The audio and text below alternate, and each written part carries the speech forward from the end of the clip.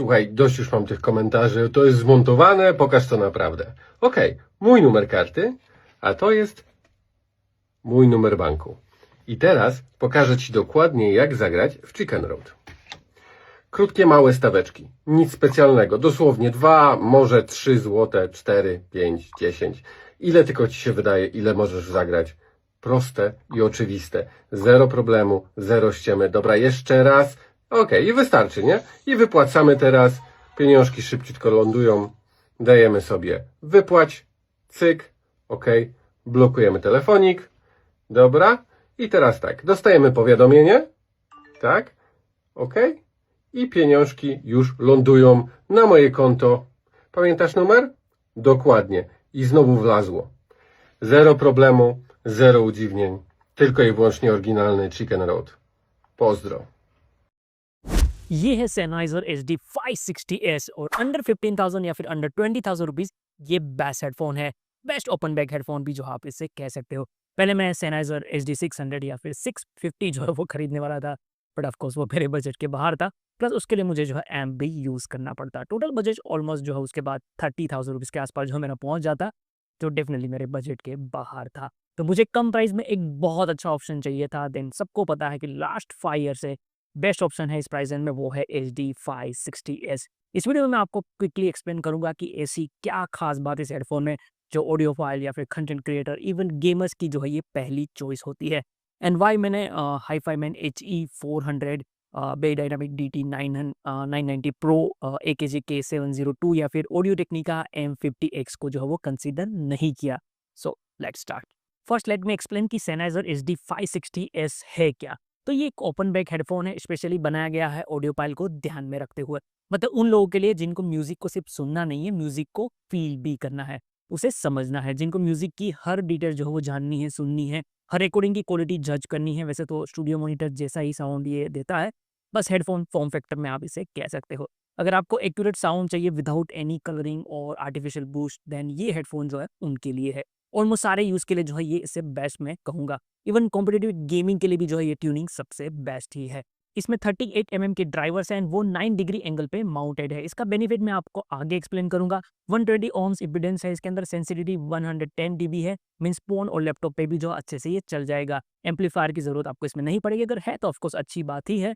Frequency response 6 hertz से 38,000 hertz तक इसके है, काफी वाइड फ्रीक्वेंसी रेंज है, ऑलमोस्ट सब कुछ जो है वो कवर कर लेता है। Like most of the other personal headphone इसमें माइक्रोफोन नहीं है, जो काफ़ी लोगों के लिए ड्रॉबैक जो है ये हो सकता है, बट वो प्रॉब्लम अब जो है Sennheiser ने सॉल्व कर दी गई है।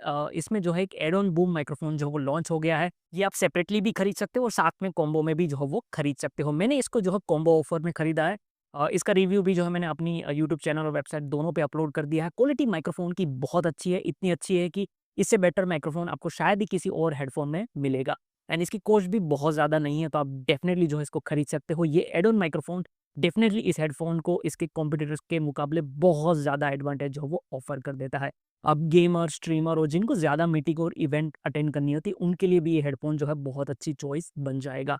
फर्स्ट, इस हेडफोन की बिल्ड क्वालिटी भी एक रीज़न है कि मैंने जो है इसको सिलेक्ट किया है। वैसे लुक वाइज तो ये डिसेंट ही लगता है, उतना प्रीमियम नहीं लगता, क्योंकि ऑफकोर्स पूरा हेडफोन जो वो प्लास्टिक का है, but like other Sennheiser headphone एक सॉलिड प्लास्टिक बिल्ड है इसके अंदर एंड ये ड्यूरेबल डेफिनेटली फील होता है। तो डोंट वरी, इसका साथ आपकी दोस्ती जो है काफ़ी लंबी चलेगी। मुझे Sennheiser की केबल क्वालिटी हमेशा से अच्छी लगती थी, इसमें भी केबल क्वालिटी अच्छी है। 1.5 metre long rubber coated cable है, काफ़ी हद तक जो है वो टेंगल फ्री है। एंड बाकी 5th जनरेशन सीरीज हेडफोन की तरह 2.5 mm कनेक्टर के साथ डिटेचेबल केबल है विथ ट्वाइस लॉक मैकेनिज्म, जो इंश्योर करता है कि यूज़ करते टाइम ये लूज नहीं होगा, जो अक्सर हेडफोन्स में हो जाता है। अगर केबल इनकेस खराब भी हो जाता है तो डिटेचेबल है एंड Sennheiser खुद इसका रिप्लेसमेंट जो वो सेल करती है, वो भी अफोर्डेबल प्राइस पे, तो कोई प्रॉब्लम नहीं आएगी।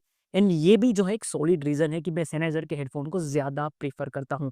इस हेडफोन या फिर Sennheiser का कोई भी आप हेडफोन देख लो, उसके जो पार्ट्स होते हैं, बाहर के जो पार्ट्स होते हैं, केबल, एयरपैड्स, हेडसेट, कुशन वगैरह, वो सब कुछ जो है वो रिप्लेस हो सकता है।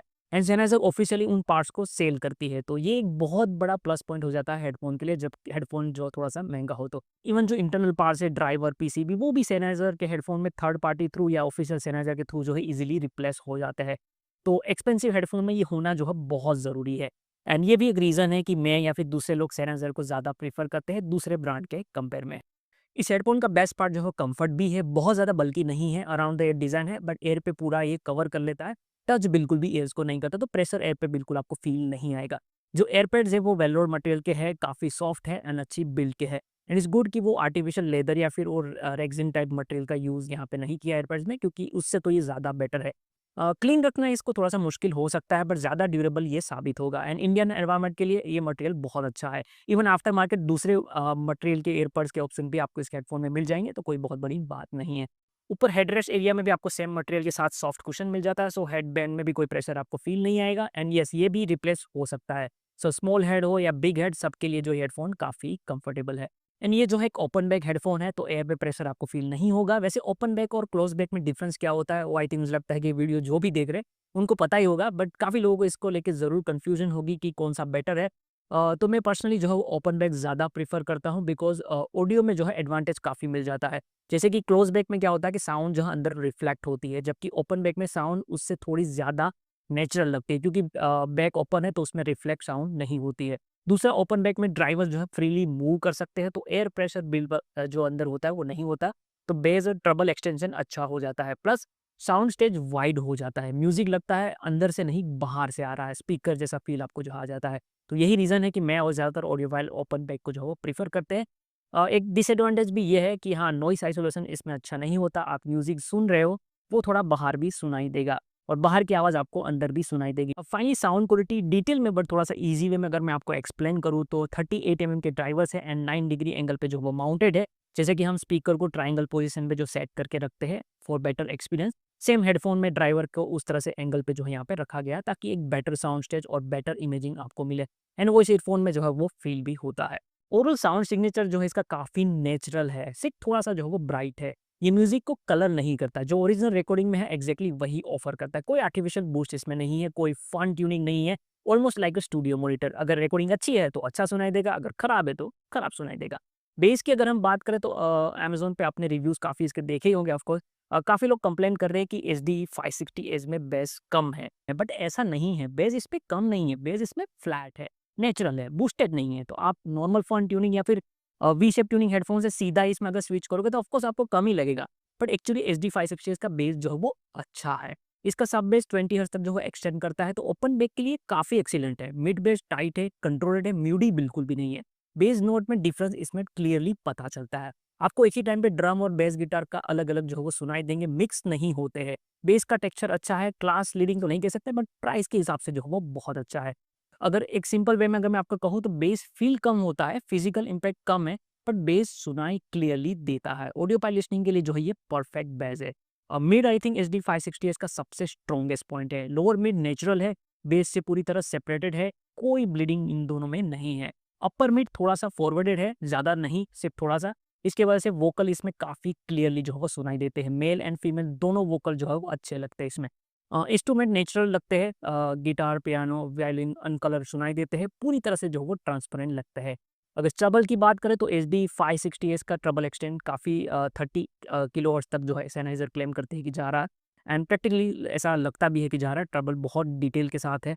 Symbols and high head clearly जो है वो सुनाई देते हैं, एयर फ्रीक्वेंसीज़ प्रेज़ेंट है और lower treble around 6 to 8 kilohertz थोड़ा-सा जो है वहाँ पे एलिवेटेड हुआ लगता है। तो इसकी वजह से क्लियरिटी इंक्रीज़ होती है, डिटेल भी काफ़ी बेटर तरीके से सुनाई देती है। मिक्सिंग यूज़ के लिए जो है ये काफ़ी अच्छा है। बट ये भी है कि एलिवेशन की वजह से कुछ रिकॉर्डिंग में ट्रबल थोड़ा-सा आपको ब्राइट लग सकता है, हार्श साउंड कर सकता है, सिबिलिंग्स आ सकती है। But again well recorded music पे ट्रबल इसमें काफ़ी ब्यूटीफुल एंड काफ़ी स्मूथ एंड डिटेल्ड साउंड करता है। फैटिग फील आपको कहीं पे भी नहीं लगता। अपर ट्रबल भी वेल कंट्रोल्ड इसमें लगता है। साउंड स्टेज अगेन एचडी 560 का एक स्ट्रॉन्ग पॉइंट है, विड्थ अच्छी है, वाइड है, इवन आप कह सकते हो कि एचडी 600 से भी बेटर है साउंड स्टेज इसका। ये क्लियरली ओपन बैक और जो एंगल ड्राइवर है उसका ये मैजिक है। इंस्ट्रूमेंट क्लियरली सेपरेटेड फील होते हैं, वोकल सेंटर में है, लेफ्ट में है, कुछ और इंस्ट्रूमेंट अगर राइट में, दूसरे इंस्ट्रूमेंट सब अगर प्ले हो रहे हैं तो आपको क्लियरली सुनाई देता है। इवन डेप्थ भी अच्छी है, 600 सीरीज़ जितनी अच्छी तो नहीं कह सकते, बट इस प्राइस रेंज के बाकी कॉम्पिटिटर से